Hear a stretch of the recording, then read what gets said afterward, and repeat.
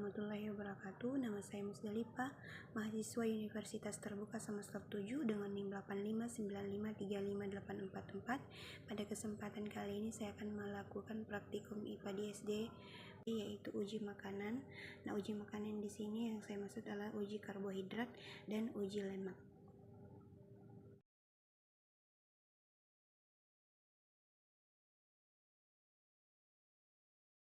Tujuan dari praktikum uji karbohidrat ini yaitu mengidentifikasi bahan makanan yang mengandung karbohidrat itu sendiri.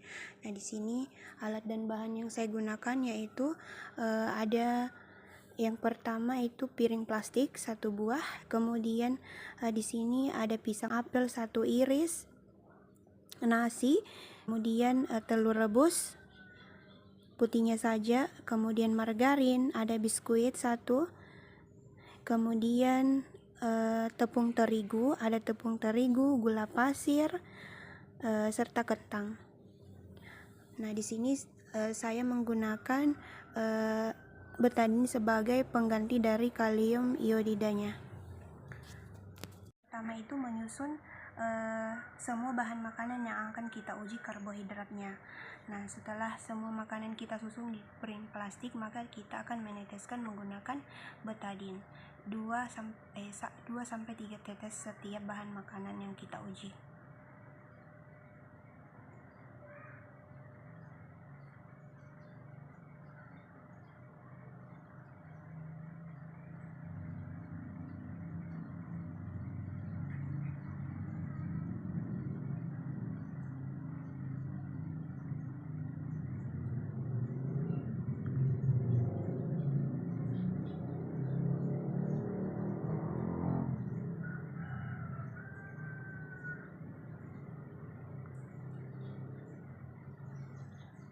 Baiklah, ini sudah saya beri tetesan dari betadin.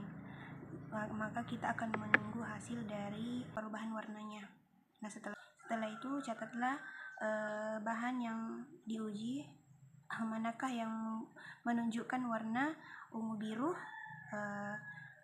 setelah ditetesi larutan betadin.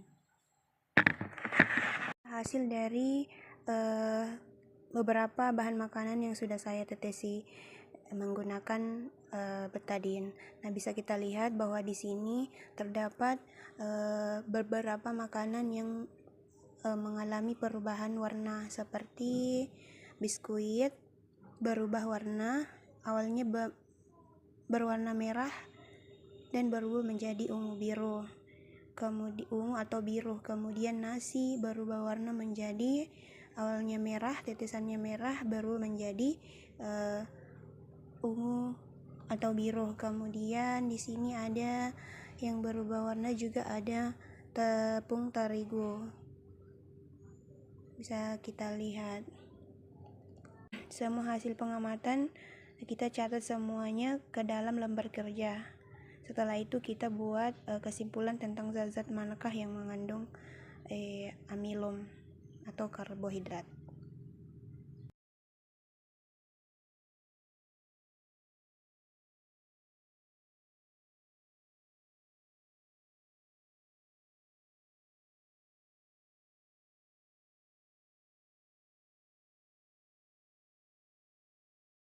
Lemak pada 12 bahan makanan.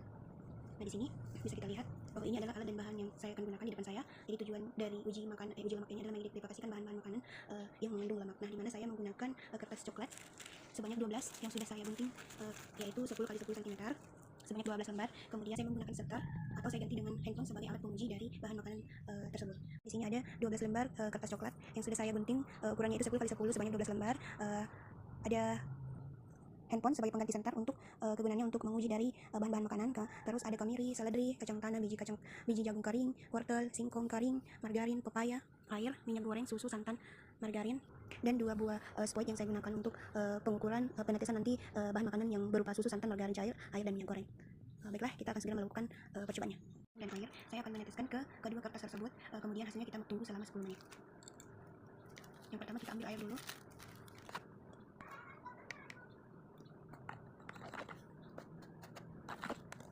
Kemudian minyak goreng.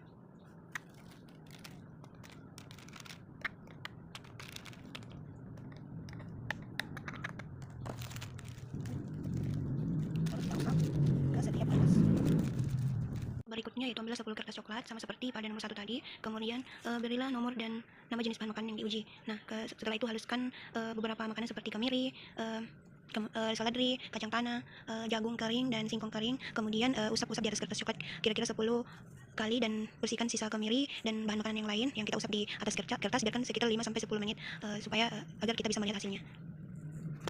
Ini adalah singkong yang akan saya usap di atas kertas coklat. Ini adalah pepaya.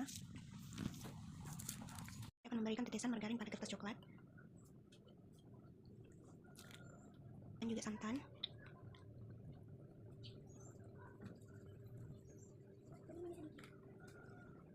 Dan terakhir itu ada susu yang saya sudah uji. Kita akan menunggu selama 10 menit dari hasil pengamatan. Setelah 10 menit saya akan mengamati setiap uji makanan yang saya uji, manakah kertas yang meninggalkan bekas minyak pada belakang percobaan dari beberapa makanan tersebut. Bisa kita lihat, pertama saya akan menggunakan sentar. Di sini saya menggunakan HP sebagai pengganti sentar. Yang pertama itu susu, di sini tidak meninggalkan bekas noda dari susu tersebut. Kemudian margarin, nah di sini margarin meninggalkan noda atau berkas. Meninggalkan noda atau berkas berarti margarin mengandung lemak. Kemudian di sini ada biji jagung kering, di sini tidak meninggalkan noda, berarti jagung tidak mengandung lemak. Kemudian wortel, di sini wortel tidak meninggalkan bekas noda, berarti wortel tidak mengandung lemak. Ada air, berarti air tidak mengandung lemak. Pada santan, di sini meninggalkan bekas noda, berarti santan mengandung lemak. Terus pepaya tidak meninggalkan bekas noda, berarti pepaya tidak mengandung lemak. Kacang tanah meninggalkan bekas noda, dan berarti kacang tanah menandakan bahwa dia mengandung lemak. Seledri juga tidak meninggalkan bekas noda. Di sini kemiri meninggalkan bekas noda. Terus ada singkong, di sini sama sekali tidak meninggalkan bekas noda. Yang terakhir adalah minyak goreng. Minyak goreng meninggalkan bekas noda yang menandakan bahwa minyak goreng mengandung lemak.